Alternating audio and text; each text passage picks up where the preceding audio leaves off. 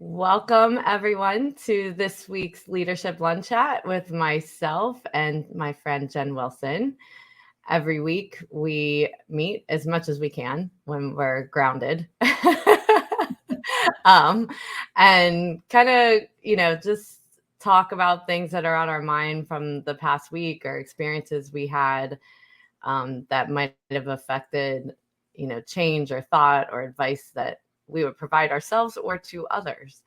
And so one of the things that I was talking to Jen about is, part of growth and anyone's work on themselves is to also make sure that they are taking time to train, they are taking time to read and just continue to learn. And I think a lot of us get so busy that it's hard to carve out that time to remember that we've got to fill our cup as well.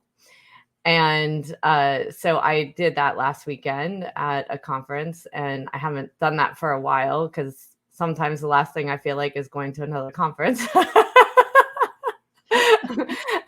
But and it's very hard to, and I'm sure Jen, you feel that way. It's hard to be a participant when you're usually the one that's in the front of the room and talking. So, and this event, I actually was able to kind of just decompress and be the attendee and really enjoyed the experience. And one of the questions that they asked during this summit that I think was an important question is, if you were 85, what 3 pieces of advice would your 85-year-old self give to you today? So wherever you're at in your life, what would be some advice that you would give to yourself about your life today? And so we're going to start off there and just really talk about, the difference between the present moment and when we look back from our future self, what would be important to us. And so I don't know if something hit you, Jen, by saying that, and you don't have to say 3, you can say 1, and we can talk about it from there. I know, I know this one, this is always with me. My 85-year-old self says it to me every day. And when my mother was alive, my 85-year-old mother was saying it to me. And people say it to me. So I know this, and that is, like, get present, be right here, right now. Um, Stop thinking ahead. I don't spend a ton of time in the past, but Mm-hmm. I run all kinds of thoughts about the future, and mostly around work, and not just my company work, like our profession and Mm-hmm. our country. And so, I'm like at dinner with my dad and husband and daughter, and my best friend since I was 19 was here last night, and I'm sitting there, having dinner, but having work thoughts, and maybe they're not like strictly work thoughts, but they're like visioning around economics and work, and not my economics either. I can't help it. It's a weird intrusive, people say I have intrusive thoughts, and yes, I have those that say, eat the brownie or whatever, but mostly my intrusive thoughts are like demographics, nobody's talking about it, we've got to get on it, like that's the kind of intrusive thoughts I'm having. And so my 85-year-old self would say, hey man, it all turned out okay. Yeah. It wasn't on your shoulders to solve. You should have spent a little bit more time like being with all those people who pass, and then you pass. And so I know that. I mean, that's a for sure that would be number one on the 85-year-olds list. Yeah. And that kind of goes, I think, what I thought of with you saying that is controlling what we can control versus what we can't control, and what we have, true impact on versus not. And I think that happens in the workplace, that happens in our social lives. We get upset about things that we cannot control, and waste mind space rather than being in the present with people. And I think that happens in the workplace a lot, where everybody will waste time during the day talking about things they can't control versus like what I can control in this moment. And so I think that's an important lesson. I know I kind of learned this lesson through my career, but you know, one of the things I had written down with that question being asked was, you know, what's truly important. And, you know, what's truly important is I'm just going to chase my kids around everywhere they go. Because, you know, my life worth living is through their successes and experiences and being with them. And I know, you know, I think when you're going through your career, and I've had a lot of experiences lately, I don't know, because of my kids being in college, and also just dealing with a lot of college students lately, you kind of go back to that moment of you were just so focused on the title, the career, the, you know, the work. And I remember as I was going through my career, like every time I get promoted, I still wasn't happy enough. Like it wasn't exactly, you know, I kept wanting to strive for the next thing, which that's always good to strive for the next thing. But I remember a friend of mine asking me, what would make you happy? And I couldn't answer the question. And I was kind of stuck in that moment of like, wow, I thought I knew if I got to this level or if I got to that level, that was what was going to make me happy.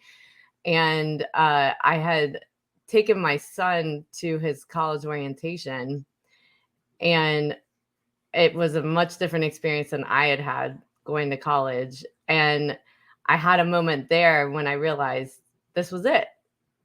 It was having this career that he and create this support system that he was going to be able to achieve everything he want. Like I could help him there. I could help support him in that.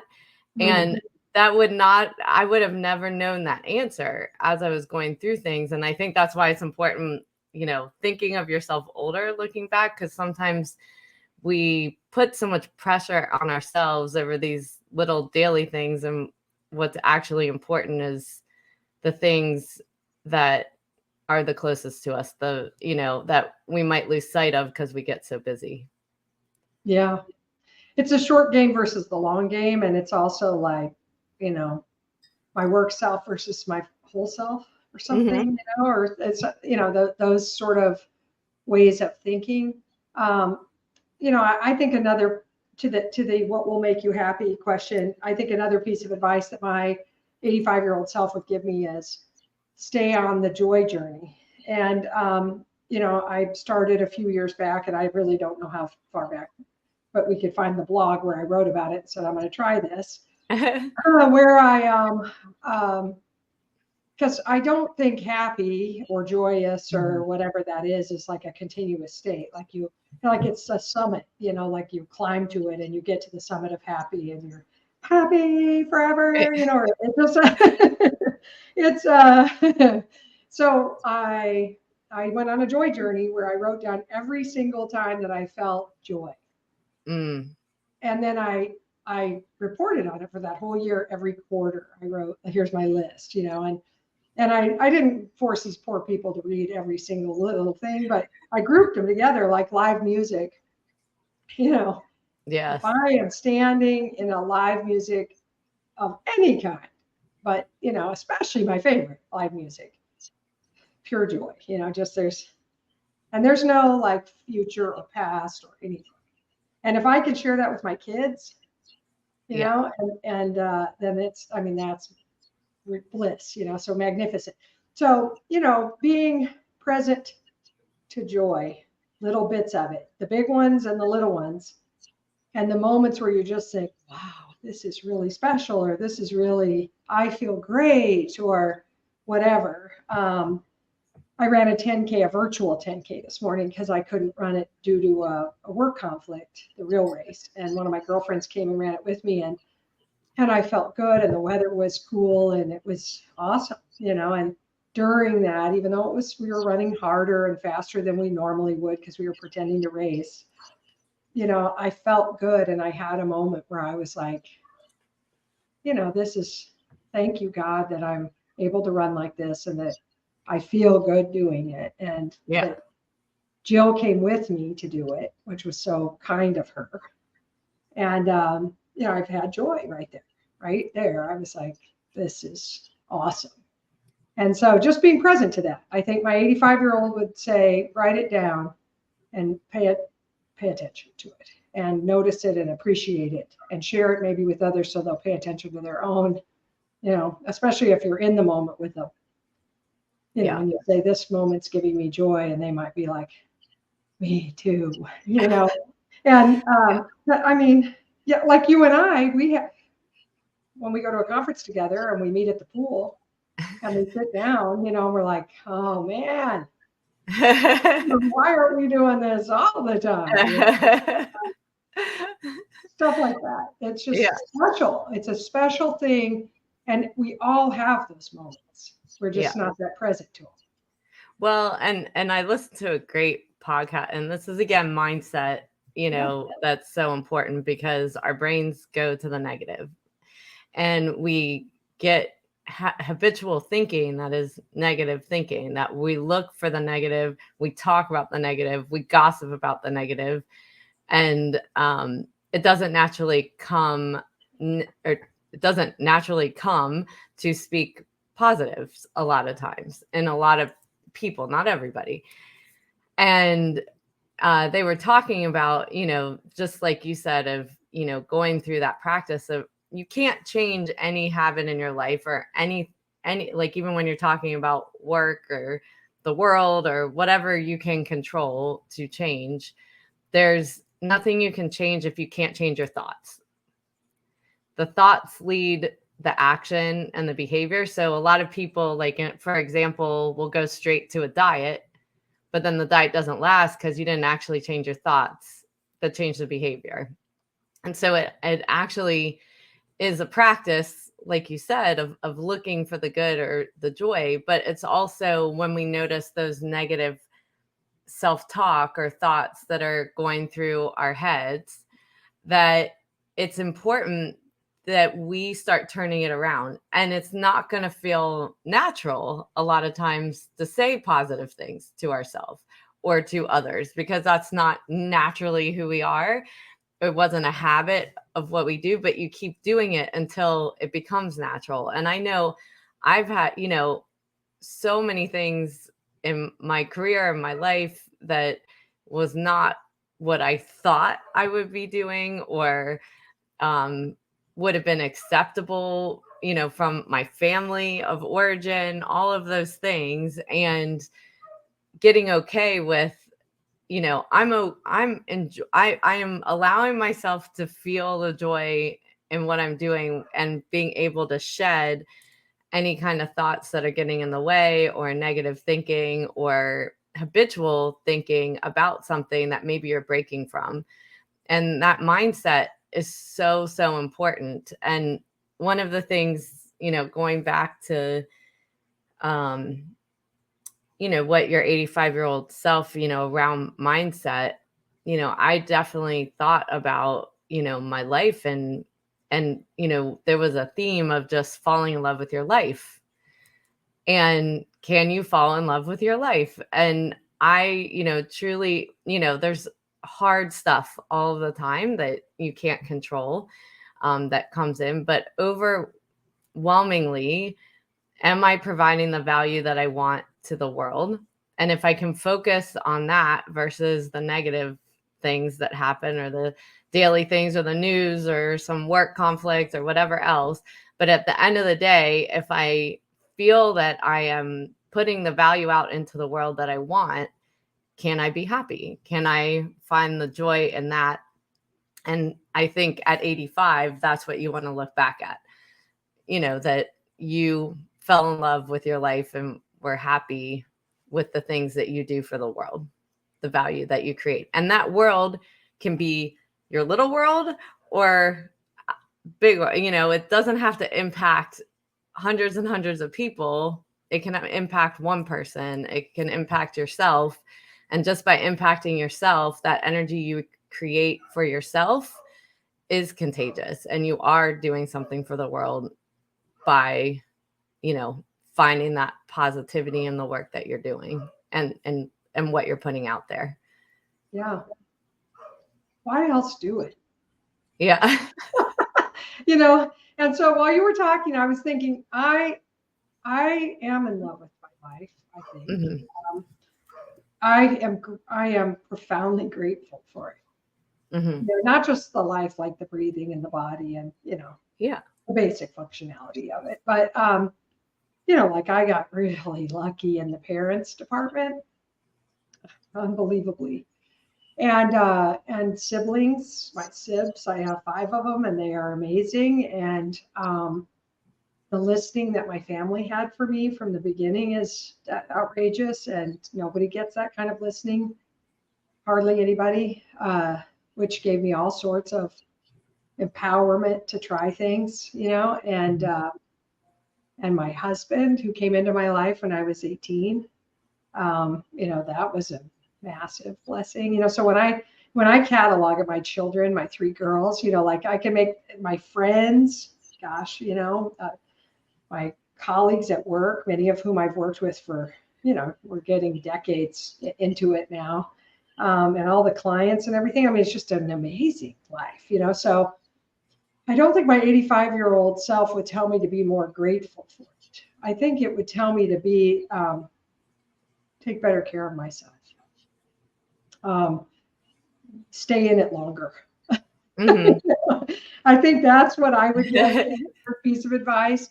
Because I'm eating right. I'm exercising like crazy, and all different kinds of exercise. I mean, I can make the list of things I'm doing right, but I'm not sleeping enough on purpose. I'm not insomniac. I can sleep like a rock,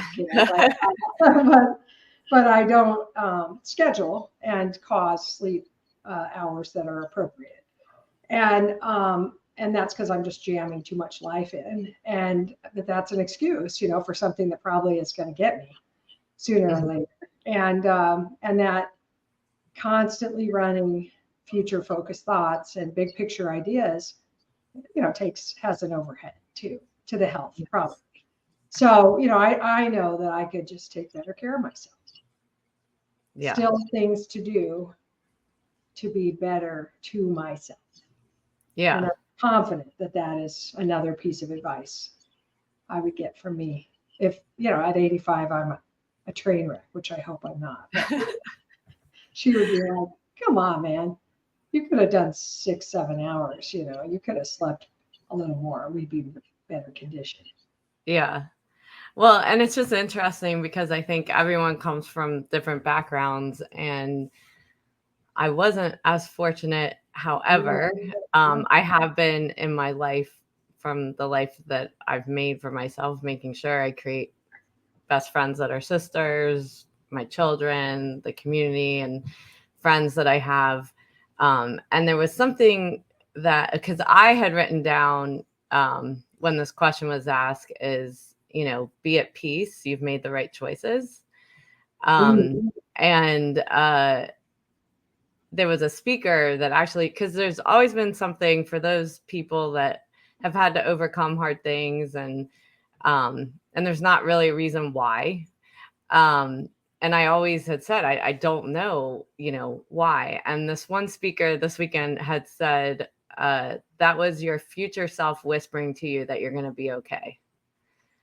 And I was like, wow, that is like such a powerful way to look at that, there's something driving you. You just don't know, but it's also that person, it's you, but telling yourself you're going to be okay. And that's for anyone in any kind of situation that you may be in, that, you will find your path, and it's important that we look within to find that strength and to be at peace with wherever we are at this moment. That a lot of times there's so much judgment on ourselves, and you know, every single day of decisions we make and how hard we can be on ourselves. And what's important is to find peace in that person that you are, and to love your life every single day. So so anyways, with that, it was a great conversation to kind of unpack that. And I hope that those of you that are listening will do this for yourselves too.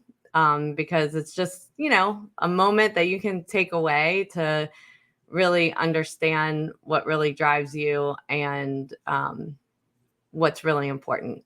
So Yeah, maybe Good Friday happy hour yeah. with your friends or significant others. Exactly. Well, thank you all, and we will talk to you next week.